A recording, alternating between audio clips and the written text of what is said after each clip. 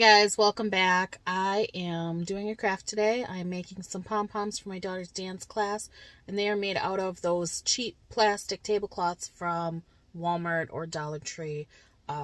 It's a fun craft. They turn out really cute. The end part is a little time consuming, but I'll go through everything so that you can see what it's all about. So let's jump into it.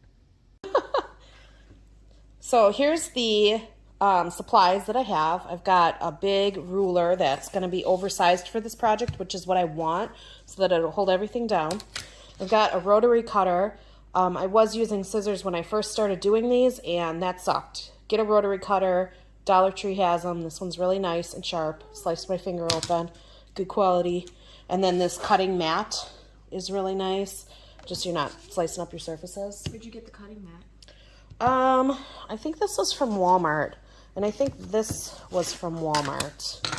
This I just have just for general craft supplies. So I don't know if they have, I think they actually do have cutting mats at Dollar Tree now, but they're little. So. Oh yeah, because they're starting to get like the Cricut knockoff stuff in there. Yeah, but I don't know. I mean, wherever. A cutting mat is nice, and the ruler's really nice. And this project has been going much better since I picked up these things. Cricket's got you. All right, and these table covers are what I'm using for this. I've got red, white, and blue, and then I grabbed metallic just to give it a little bit of shine. The theme is fireworks, and that's the song that they're doing, so it was, you know, 4th of July fireworky kind of thing. These are just the cheap dollar table covers from Walmart, and if you get the ones from Dollar Tree, which, no, these were from Walmart. If you get the ones from Dollar Tree, they're about the same size, I believe, and they're $1, which actually makes Walmart cheaper now. But they work really nice, and they're cheap, so you can get quite a few out of here. So those are the materials, and then, oh, duct tape, some sort of duct tape. This I also picked up at Dollar Tree. You can use any kind of duct tape, but I thought this was pretty, and then it was kind of metallic, like how this is. So I just thought that it'd be pretty with this particular thing. But they have all kinds of duct tape now, so whatever you like will work. It just needs some sort of duct tape to make the handle and seal it. What we're going to do first is open up the tablecloths. Just choose one color and open it up so that you can unroll it, kind of like when you get fabric cut and it's in a bolt. And then you're going to measure off 9-inch chunks. You don't want to unfold it the other way, just unroll it. So each section that you cut is going to be 9 inches. And then depending on the length of the tablecloth you get, I think you can get 11 or 12 out of here. The tablecloths I picked up were the biggest ones I could find. They're rectangular. They're 108 inches long. So 9 inches into that would be 12 sections. I did not get 12 perfect sections out of this. On the end of the rolls were always a little short. So it's either the way I'm cutting it or they're just a little short from the manufacturer or whatever. It doesn't really matter. It's close though. So just go through and cut all your pieces and get them into piles so that you have all your separate colors. I'm using 4 different colors. I think that was a good mix and a good level on here. Next, I'm taking these cut sections and just opening them up and cutting them so I have each piece separately. So you should get 4 separate pieces out of every 9-inch chunk that you cut. And I'm stacking them up into groups of 4 because that's how I'm layering the pom-poms. I just went through and did this for everyone. So I have a stack of red ones, and within that stack, there's separate stacks of 4 each.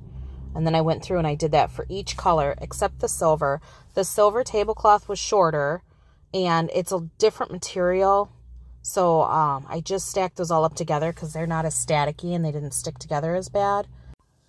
After these were all cut, I started stacking up the separate piles. So I made a couple of these already, and this is what I found works the best. So I'm doing a stack of 4 blue, 1 silver, a stack of 4 white, 1 silver, and a stack of 4 red.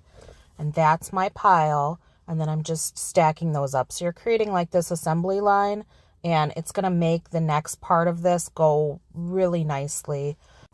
If you're only making a couple of these pom-poms, obviously you don't need to do all of this. You can just cut what you need. But I was making 14 of them, and this really helped with everything.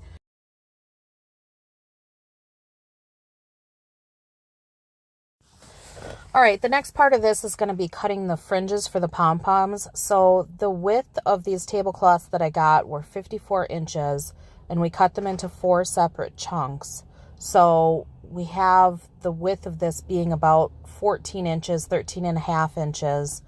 And you want to divide that up. So what I'm doing is I'm cutting on the short side is where you make your cuts.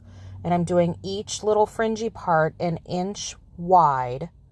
And then I'm making them about 5 inches long. So what that's going to do for you is it's going to leave this centerpiece that's about 3 inches, and that's going to turn into your handle. And when you're making your cuts, I tried a couple different ways, and I tried to make them thinner, thinking that it would look a little frillier, and it didn't. It just looks like they don't stand up, and they kind of flop over, and it didn't look nice at all. And if you go any wider, then they don't look nice either. So an inch is where you want to shoot for. Again, the cuts aren't perfect, and, towards the end, some of them were a little skinnier, and that's just the way it is. It's not a huge deal, but try to shoot for an inch for every one. Now that I've got the fringes cut on 2 of these little packets that I made, I'm laying them on top of each other. So the first one is laying on top of the second one. They're both stacked in the same way with the colors. So you've got the red on top of each of them. And then I'm just putting them together and trying to keep them as lined up as possible so that the colors are alternating and it's mixed up in there. And then you just take it and you kind of bunch it up like you see me doing there. And I've got duct tape set aside. And I'm just wrapping it around the center so that it creates the handle. Now with the duct tape, I did about 5 inches. And then I cut it in half lengthwise because I felt that was easier to work with. You can do it any way you want. But with the wide duct tape, I was finding it sticking to the tablecloth and it rips really easy with that sticky tape. So I liked the thinner tape to work with this.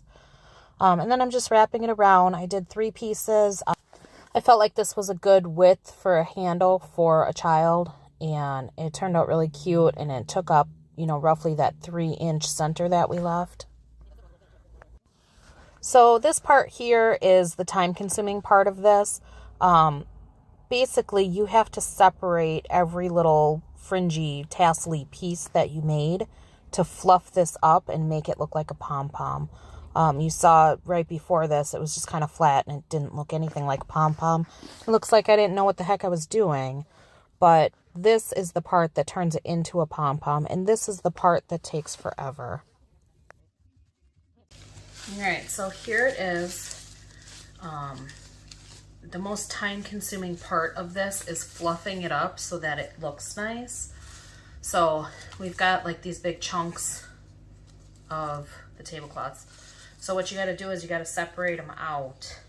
So I've got 4 in each stack. If you remember how we stacked them, it was 4 of each color and then 1 of the silver in between. So you got to just take them and separate them. But the trick that I figured out, took me a few before I figured it out, is like your fingers are almost too soft to get these apart effectively. And so this part takes so long. So what I've been doing is taking like wet paper towel or a wet rag and just wet your fingers, and then they just come right apart. And this made it like at least 3 times faster. So then how I was doing it is I'm just separating them and just kind of pulling them away from the other ones. Just like that. So you're just separating. And so I grab a clump and then I just pull it behind the clump. And then if you want to, your hand's getting tired or whatever, just pull it to the other side. It doesn't really matter because they all have to be fluffed, and the more different directions you have, it's going to look nicer. These are what I was saying about the skinnier ones. They don't really stand up as nice, so like these ones kind of have some heft to them and they'll stand up. These skinnier ones, they just flop over. So there's always going to be the skinny ones like on the edges because it's not perfect cuts. No matter how well you're doing it, it's hard to get them perfect. But if you can make them as close to 1 inch as possible, it seems to work out better like that. So you just go through and you just gotta fluff every piece. And then for some of these, I just kind of just separate them, just pull them apart a bit. This was the part when I was reading the pattern on this, I was very confused about it because it said take it and pull them apart. So I was taking it and literally pulling them like this, but this stuff's so delicate and it's stretchy. And so if you pull on it, it's gonna rip, it's gonna stretch and rip. So if you're really gentle, you can just like separate them, but if you're pulling on them, it doesn't work. So I found this to be a lot easier, just to kind of shove it to the front of the stack.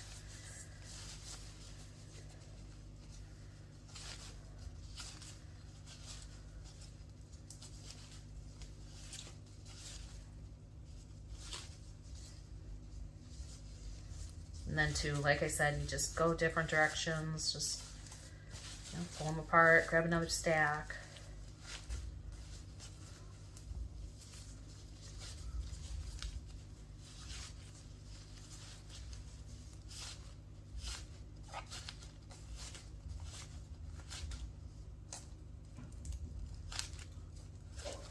This is a great time to binge watch some YouTube videos by Ms. Mama and work on your pom-poms.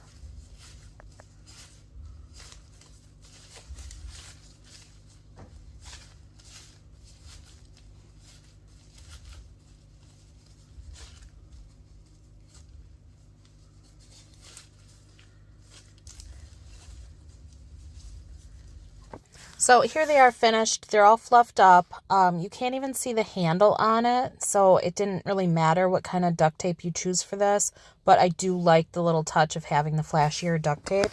And they turned out really cute. My daughter's teacher loved them, and I'm so happy with how these turned out. My daughter just walked out of her dance class. They were practicing for their dance that the pom-poms are for. Dance recital. Yeah, for their dance recital. Did you use the pom-poms today? Yeah. All right. So they're having a lot of fun with those. Thank you so much for watching. I hope you got some value out of this video. I hoped it helped you. I think that these are a great craft to do, and they're super fun, even if it's not for a dance recital, if you're just, making them for fun.